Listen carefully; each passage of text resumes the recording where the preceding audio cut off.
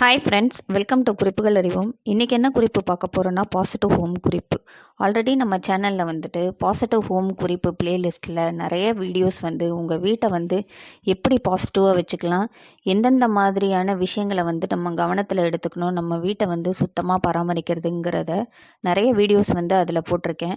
அந்த வீடியோஸ்லாம் பார்க்காதவங்க இந்த வீடியோவோட டிஸ்கிரிப்ஷன் பாக்ஸில் அந்த பாசிட்டிவ் ஹோம் பிளேலிஸ்ட்டோட லிங்க் நான் அட்டாச் பண்ணுறேன். அந்த வீடியோஸ்லாம் நீங்கள் கண்டிப்பாக போய் பாருங்கள். இன்றைக்கி நம்ம இன்றைக்கி பார்க்க போகிற வீடியோவில் நம்ம வீட்டில் நம்ம யூஸ் பண்ணக்கூடிய டோர் மேட், அதாவது கால் மிதியை நம்ம எப்படி சுத்தம் பண்ணணும், எப்படி அதை க்ளீனாக மெயின்டைன் பண்ணலாங்கிறத தான் நம்ம இந்த வீடியோ பதிவில் பார்க்க போகிறோம்.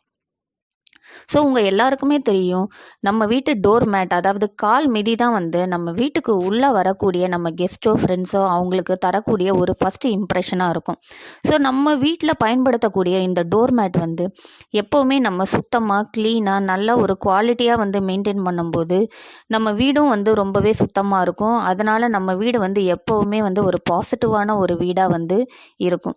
ஸோ அதனால் நீங்கள் எப்போவுமே உங்கள் வீட்டு கால் மிதியை சுத்தமாக வச்சுக்கிறதுல ரொம்பவே கவனம் எடுத்துக்கணும்.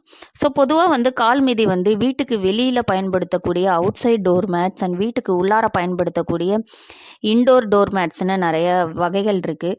அதில் நீங்கள் முதல்ல நம்ம இன்டோர் டோர் மேட்ஸ் எடுத்துக்கிட்டோன்னா அது காட்டன் ஃபேப்ரிக் மேடு டோர் மேட்ஸாக இருக்கும். அதில் பார்த்திங்கன்னா மைக்ரோ ஃபைபர்ஸ் யூஸ் பண்ணியிருப்பாங்க.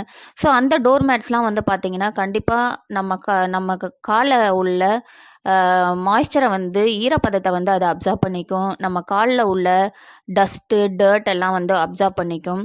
ஸோ நம்ம வீட்டுக்கு உள்ளே வரும்போது நம்ம காலில் உள்ள டஸ்ட்டு டர்ட்டு மாய்ஸ்சர் அந்த ஈரப்பதம் எல்லாமே அப்சர்வ் பண்ணப்படுறதுனால சுத்தமான ஒரு காலோட நம்ம வீட்டுக்குள்ளே இறங்கி வர மாதிரி இருக்கும். சரிங்களா?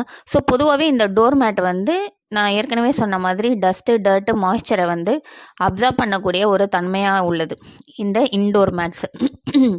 சரிங்களா? அதுவே அவுட்டோர் மேட்ஸ் எடுத்துக்கிட்டிங்கன்னா அது ரப்பர் மேடு, அதுக்கப்புறமா பார்த்திங்கன்னா இந்த கோகோனட்டு அந்த ஃபைபர்ஸ் வச்சு பண்ணக்கூடிய ஒரு மேட்டாக இருக்கட்டும், அதெல்லாம் பார்த்திங்கன்னா ரொம்பவே ஹெவி வெயிட்டாக இருக்கும்.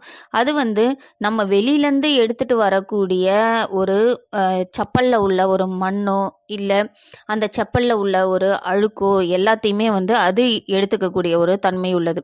ஸோ நீங்கள் அதோட எட்ஜஸ்லாம் பார்த்திங்கன்னா அது நம்ம கால்லையோ இல்லை செப்பல்லையோ உள்ள மண்ணை ஈஸியாகவே அதில் நீங்கள் ரிமூவ் பண்ணிவிட்டு உள்ளே வர மாதிரி இருக்கும்.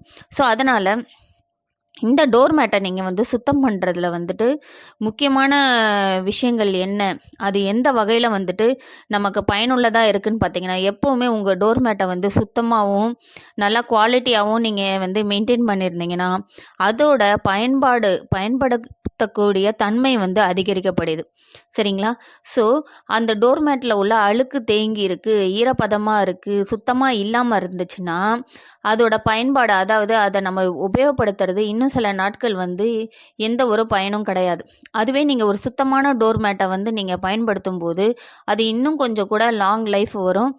அடிக்கடி க்ளீன் பண்ணி யூஸ் பண்ணும்போது அது அந்த அழுக்க எடுத்துக்கக்கூடிய தன்மையாக இருக்கட்டும், இல்லை நம்ம காலில் உள்ள ஈரப்பதத்தை எடுத்துக்கக்கூடிய தன்மையாக இருக்கட்டும் அதிகப்படியாக இருக்கும். இதுவே நீங்கள் க்ளீன் பண்ணாமல் அப்படியே விட்டுருந்தீங்கன்னா அது அழுக்கோடையும் ஈரப்பதத்தோடையும் இருக்கும்போது அது எந்த ஒரு யூஸும் இல்லாமல் இருக்கும். நம்ம அதையே திரும்ப திரும்ப யூஸ் பண்ணும்போது அது ஃபர்தராக நம்ம காலில் உள்ள அழுக்கையோ ஈரப்பதத்தையோ அதால் உறிஞ்ச முடியாது.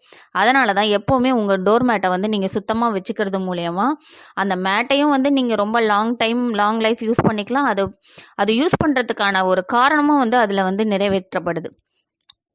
சரிங்களா? ஸோ இப்போ நம்ம எப்படி டோர் மேட்டை சுத்தம் பண்ணலாம்? நீங்கள் பயன்படுத்தக்கூடிய டோர் மேட்டை, நீங்கள் வாங்கக்கூடிய டோர் மேட்டில் அதிலே ஒரு சின்ன டேக் இருக்கும். அதில் வாஷிங் இன்ஸ்ட்ரக்ஷனும் கொடுத்துருப்பாங்க. அது மெஷின் வாஷபிளா இல்லை ஹேண்ட் வாஷபிளான்னு தெரிஞ்சுக்கோங்க. சரிங்களா? ஸோ நீங்கள் மெஷின் வாஷபிளாக இருந்துச்சுன்னா நீங்கள் என்ன பண்ணணும், ஃபஸ்ட்டு அந்த டோர் மேட்டை நீங்கள் உங்கள் வீட்டில் ஏதாவது ப்ரெஷ் வச்சுருந்தீங்கன்னா அந்த ப்ரெஷ்ஷை வச்சு நல்லா க்ளீன் பண்ணிவிடுங்க. இல்லையா அந்த டோர் மேட்டை சிம்பிளாக எடுத்து அதை நீங்கள் உதறி உதறிட்டு அதுக்கப்புறமா வந்துட்டு நீங்கள் வந்து வாஷிங் மிஷினில் போடலாம். இல்லையா உங்கள் வீட்டில் வேக்யூம் கிளீனர் இருந்துச்சுன்னா கூட அந்த டோர் மேட்டை லைட்டாக வேக்யூம் பண்ணிவிட்டு அதுக்கப்புறமா அந்த டோர் மேட்டை வந்து வாஷிங் மிஷினில் நீங்கள் போடலாம். வாஷிங் மிஷினில் போடும்போது நீங்கள் எக்ஸ்ட்ராவாக வேறு எந்த ஒரு லிக்விடு அந்த ஃபேப்ரிக் கண்டிஷ்னரோ இல்லை வேறு எதுவும் இந்த லைக் மற்ற அந்த பேக்கிங் சோடா அண்ட் அதர் ஐட்டம்ஸ்லாம் வந்து ஹெவி டிடர்ஜென்ட்ஸ்லாம் வந்து நீங்கள் யூஸ் பண்ணாதீங்க. நீங்கள் ரெகுலராக யூஸ் பண்ணுற உங்களோட வாஷிங் ஐட்டமையே வந்து நீங்கள் யூஸ் பண்ணுங்கள். அடிஷ்னலாக எதுவும் யூஸ் பண்ண வேண்டாம். சரிங்களா? அப்படி அடிஷ்னலாக யூஸ் பண்ணும் பட்சத்தில் அந்த மைக்ரோ ஃபைபர்ஸ் அண்டு அந்த காட்டன் மெட்டீரியல் வந்து டேமேஜ் ஆக சான்சஸ் இருக்குது. ஸோ அந்த அடிஷ்னலாக ஆட் பண்ணக்கூடிய ஐட்டம்ஸை வந்து நீங்கள் ஆட் பண்ணாதீங்க. ரெகுலராக வாஷிங்க்கு என்ன யூஸ் பண்ணுவீங்களோ அதை மட்டுமே யூஸ் பண்ணுங்கள். ஸோ தட் அதோட கலர் குவாலிட்டி எல்லாமே வந்துட்டு மெயின்டைன் ஆகும். அப்படி குவாலிட்டி மெயின்டைன் ஆனால் மட்டும்தான் அதோட அப்சர்வ் பண்ணக்கூடிய தன்மை வந்து அதில் வந்து தங்கப்படுது. நீங்கள் அடிஷ்னலாக ரொம்ப ஸ்ட்ராங்கான ஏஜென்ட்ஸ் ஏதாவது ஆட் பண்ணும்போது அதோட குவாலிட்டியும் போயிடும். அப்புறம் அது பயன்படுறதுக்கு எந்த ஒரு யூஸும் இல்லாத மாதிரி ஆயிடும். சரிங்களா? ஸோ அடுத்ததாக வந்து நீங்கள் அதை எப்படி வந்து காய வைப்பீங்க? இது வாஷிங் மிஷினில் நீங்கள் வந்து போடும்போது நான் ஏற்கனவே சொன்ன மாதிரி நல்லா தூசியெல்லாம் தட்டிட்டு இல்லை ப்ரஷ் வச்சு க்ளீன் பண்ணிவிட்டு வேக்யூம் பண்ணிவிட்டு நீங்கள் போடுங்க.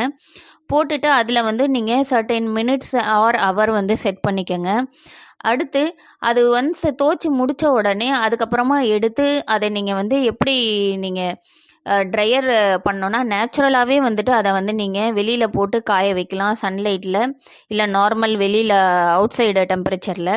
இல்லையா உங்கள் வாஷிங் மிஷின்லேயே வந்துட்டு உங்களுக்கு ட்ரையர் இருந்துச்சுன்னா நீங்கள் வந்து வேறு எதுவும் இந்த வின்டர் சீசனில் வந்து நீங்கள் துவைக்கிறீங்க, ரெய்னி சீசனில் துவைக்கிறீங்கன்னா அதில் ட்ரையர் இருந்துச்சுன்னா நீங்கள் ட்ரையர் வந்து சர்டைன் மைல்டு ஹாட் டெம்பரேச்சரில் நீங்கள் வந்து ஒரு 30 டிகிரி 40 டிகிரி டெம்பரேச்சரில் நீங்கள் ட்ரையர் போட்டு அதுக்கப்புறமா நீங்கள் வந்து அதை வந்து வெளியில் பயன்பாட்டுக்கு யூஸ் பண்ணலாம். எப்போவுமே உங்களோட டோர் மேட்டை ரொம்பவே டேம்பான மாய்ஸ்டான இடத்துல வந்து அப்படியே போட்டு வைக்காதீங்க. சரிங்களா? இப்போ வந்து நம்ம டோர் மேட்டை வந்து எவ்வளோ நாளைக்கு ஒரு முறை க்ளீன் பண்ணணுங்கிறத பார்க்கலாம். பொதுவாக வந்து டோர் மேட் வந்து கண்டிப்பாக வீக்லி ஒன்ஸ் வந்து க்ளீன் பண்ணியே ஆகணும். அப்படி க்ளீன் பண்ண தவறுனீங்கன்னா கூட அட்லீஸ்ட் வேக்யூம் பண்ணி ப்ரஷ் பண்ணியாவது அதில் உள்ள டஸ்ட்டு டர்ட்டை எடுத்துருங்க. சரிங்களா? அதனால் கண்டிப்பாக வீக்லி ஒன்ஸ் வந்து உங்கள் டோர் மேட்டை க்ளீன் பண்ண தவறாதீங்க. சரிங்களா? அடுத்ததாக வந்து நம்ம அவுட் சைடு டோர் மேட்ஸ் வந்து நம்ம ஏற்கனவே பார்த்தோம். ஒரு ரப்பர் மெட்டீரியலில் இல்லைன்னா இந்த கோகனட் ஃபைபர் மெட்டீரியலில் யூஸ் பண்ண அந்த டோர் மேட்ஸ் வந்து பார்த்திங்கன்னா ரொம்பவே நம்ம நிறையா நாட்கள் வந்து நிறைய மாதங்கள் வந்து பயன்படுத்தக்கூடிய தன்மையாக இருக்கிற ஒரு ஹெவி வெயிட்டு நல்லா ஸ்ட்ராங்கான ஒரு டோர் மேட்டாக இருக்கும். அது பல வருஷங்கள் தாங்கக்கூடியதாக இருக்கும். ஏன்னா வெளியில் இருக்கிறதுனால அது எல்லா வெதர் கண்டிஷனையும் வந்து அது அடாப்ட் பண்ணிக்குது. அது வந்து குளிராக இருக்கட்டும் இல்லை வெயிலாக இருக்கட்டும் அதெல்லாம் அடாப்ட் பண்ணி இருக்கிறதுனால அதையும் நீங்கள் ரொம்பவே சுத்தமாக வச்சுக்கணும். எஸ்பெஷலி வந்துட்டு மழைக்காலங்களில் இந்த மண் சேரெல்லாம் வந்துட்டு அந்த வெளியில் உள்ள மேட்டில் வந்து நம்ம ஷூஸு இது எல்லாத்தையுமே செப்பலில் வந்து தொடச்சிட்டு வரும்போது அதை நீங்கள் அடிக்கடி வந்து க்ளீன் பண்ணுறது ரொம்பவே நல்லது.